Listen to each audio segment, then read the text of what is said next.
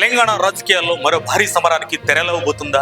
Assembly parliament ఎన్నికల హడావుడి ముగిసిన తర్వాత ఇప్పుడు అందరి దృష్టి హైదరాబాద్ పైనే పడిందా అంటే అవుననే అంటున్నాయి అధికార వర్గాలు. వస్తున్న సమాచారం ప్రకారం ఈ ఏడాది నవంబర్ నెలలో గ్రేటర్ హైదరాబాద్, మల్కాజ్గిరి, సైబరాబాద్ మున్సిపల్ కార్పొరేషన్లకు ఎన్నికలు నిర్వహించేందుకు రాష్ట్ర ప్రభుత్వం శరవేగంగా కసరత్తు చేస్తోంది. ఎన్నికల నిర్వహణకు సంబంధించి తెరవెనుక టైం లైన్ కూడా సిద్ధమైనట్లు తెలుస్తుంది. ఈ నెల 15 నుంచి ప్రారంభం కానున్న ఓటర్ల జాబితా సవరణ ప్రక్రియ సెప్టెంబర్ చివరి వరకు పూర్తి కానుంది. అక్టోబర్ 1న ఈసీ తుది ఓటర్ జాబితాను ప్రకటిస్తుంది. ఆ వెంటనే మేయర్లు, కార్పొరేటర్ల రిజర్వేషన్లను మున్సిపల్ శాఖ ఫైనల్ చేస్తుంది.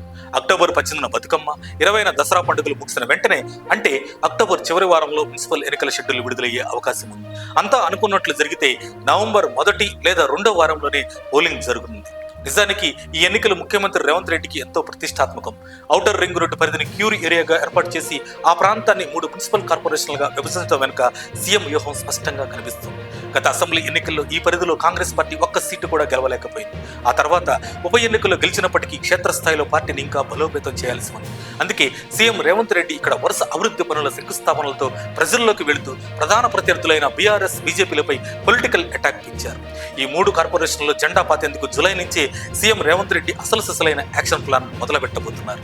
లోకల్ లీడర్లతో వరుస మీటింగ్స్ తో పెట్టడం పాటు ప్రతి పోలింగ్ బూత్ కు కనీసం 10 మంది యాక్టివ్ కార్యకర్తలను ఎంపిక చేసి ఇంటింటికి పంపేలా ప్లాన్ చేస్తున్నారు.